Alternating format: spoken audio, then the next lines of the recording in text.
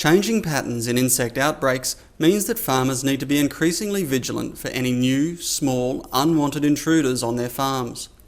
Queensland Department of Agriculture, Fisheries and Forestry Senior Entomologist Hugh Breyer says there have been a number of unexpected insect outbreaks throughout New South Wales and Queensland in recent years, most likely caused by climate variability. So just be aware of what can come. So some pests might be, particularly if you're on the margin of the perimeter of activity, just be aware of what might come, or be aware of the seasons that will favour that pest.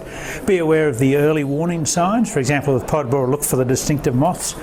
Just open your early flowers and buds and look for young larvae. Soybean stem fly is usually a tropical pest found in central Queensland, but in recent years outbreaks have surprised farmers and experts on the north coast of New South Wales. And there have also been major outbreaks of the coastal bean pod borer in Queensland's South Burnett, Callide, Dawson and on the Darling Downs. It would be the wetter conditions and greater availability of hosts and the earlier start to the season, so warmer springs. The Grains Research and Development Corporation has done extensive research into the best ways of dealing with pest outbreaks.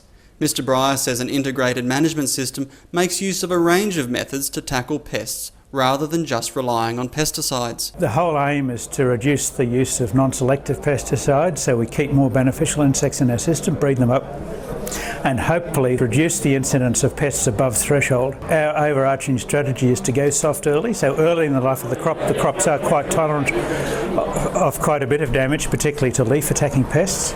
So we'd ask people to use biopesticides wherever possible, and we can prescribe the circumstances, but use those soft options early to build beneficials up.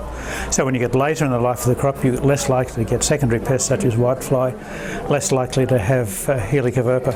Mr. Breyer also says it's important that farmers only use products that are registered or under permit, and always adhere to label guidelines and observe the withholding periods.